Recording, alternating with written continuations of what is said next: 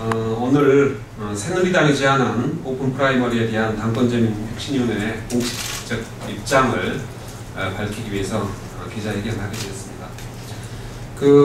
이제 발표문을 읽기 전에요. 이제 먼저 몇 마디 드리고 싶습니다. 혁신위에서 이제 최고위원 폐지와 사무총장제 폐지에 관한 2차 혁신안을 발표했을 때 상당수 많은 기자님들이 그 기능 자체를 폐지해서 당대표에게 모두 넘겨주는 것으로 오해를 하는 경우들이 있었습니다. 최고위원 같은 경우에는 이제 전당원 대표성에서 그 대표성의 범위와 책임이 분명한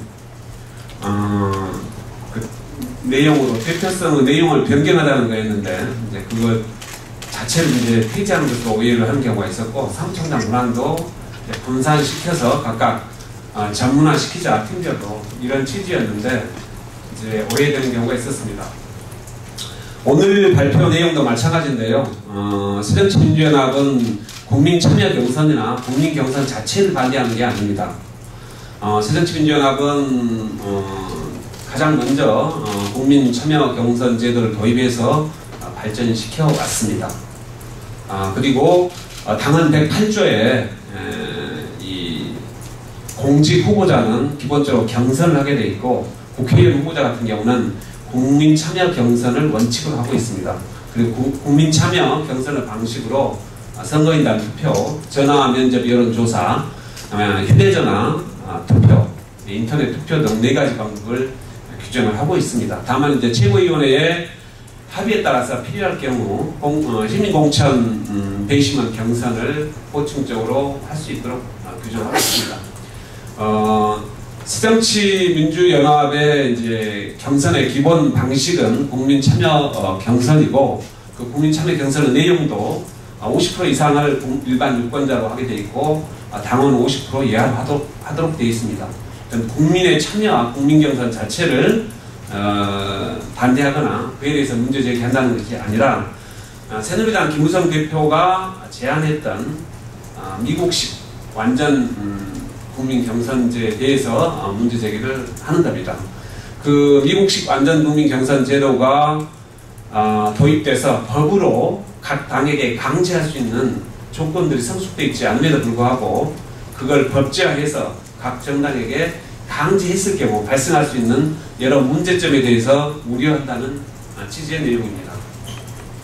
자, 그러면 발표문을 읽도록 하겠습니다. 출발선이 동일하지 않는 경쟁은 이미 경쟁이 아니다. 새누리당이 제안한 오픈 프라이머리는 기존 기득권 질서를 고착화시키기 위하여 경쟁을 과장한 독점체제일 뿐이다. 현재 오픈 프라이머리가 국민에게 공천권을 되돌려준다는 명분하에 마치 공천 갈등을 해소하고 계파를 타파할 수 있는 전가의 보도처럼 논의되고 있는 것에 대하여 우려를 금할 수 없다. 오픈 프라이머리는 선진국에서 보편화되어 있는 공천제도가 아니라 미국의 특수한 정치 환경에서 탄생하여 발전해온 공천제도일 뿐이다. 현재 미국 50개 주 중 19개 주에서만 실시하고 있으며 그 내용도 각 주마다 상이하고 당원 또는 등록된 지지자에 의하여 후보를 선출하는 주가 더 많다. 새누리당이 제안한 오픈 프라이머리가 진정으로 국민에게 공천권을 되돌려주고 정치 선진화를 이룰 수 있는 제도가 되기 위하여는 몇 가지 전제 조건이 실현되어야 한다. 첫째, 현역 국회의원과 정치 신인의 공정한 경쟁이 가능할 수 있도록 현행 공직선거법상의 사전선거운동 금지 규정이 전면 폐지되어야 한다.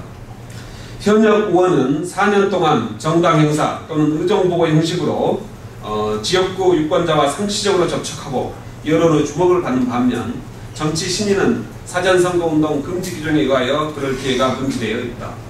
그러나 현행 공직선거법이 선거 과열, 혼탁, 이로 인한 정치비용의 증가를 막기 위하여 규정해 놓은 사전선거운동 금지 규정을 전면 폐지하는 것이 타당한지는 의문이라 할 것이다. 지금 당장 사전선거운동 금지 규정을 폐지한다고 해도 8개월밖에 남지 않은 상황이다. 현역 국회의원과 정치 신인 사이의 공정한 경쟁을 보장할 수 없는 오픈 프라이머리는 공천권을 국민에게 되돌려준다는 좋은 의도와는 달리 기존 기득권 구조를 고착화시키는 제도로 전락하고 말 것이다. 오픈 프라이머리를 실시하고 있는 미국 일부 주의 연방 상원 의원은 거의 종신토록 의원을 하고 있으며 연방 상원 의원 100명 중 30명 이상은 20년 넘게 상원의원을 하고 있는 실정이다. 심지어 50년 넘게 상원의원을 한 사람도 있습니다. 둘째, 정당의 노선과 정책이 희석되거나 실종되지 않도록 하는 제도적 장치가 마련되어야 한다. 현대 민주주의는 대중민주주의고 대중민주주의는 정당민주주의이며 정당민주주의는 정당이 특정한 노선과 정책을 내걸고 국민의 지지를 받아 집권하면 그 실현을 위해 노력하고 그 결과에 대하여 책임을 지는 책임정치이다.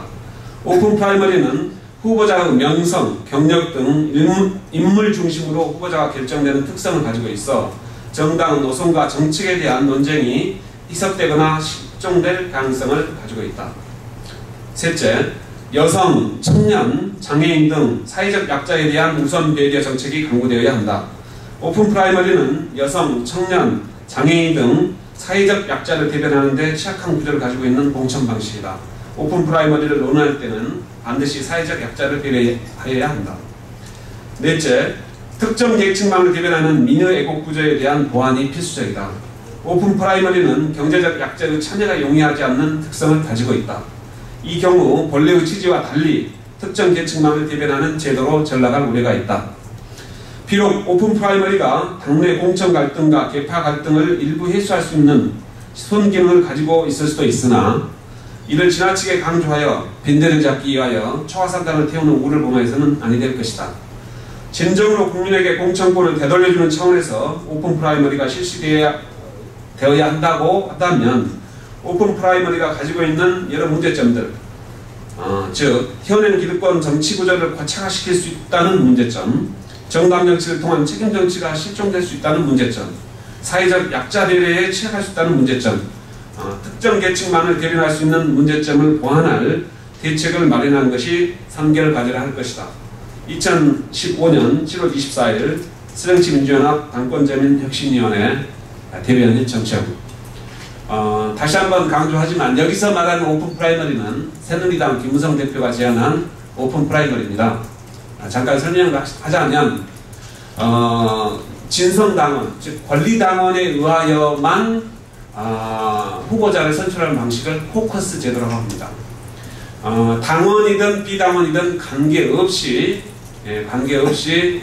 그 공직 후보자를 선출할 수 있는 AD 경선 제도를 프라이머리라고 하는데요. 이 프라이머리에는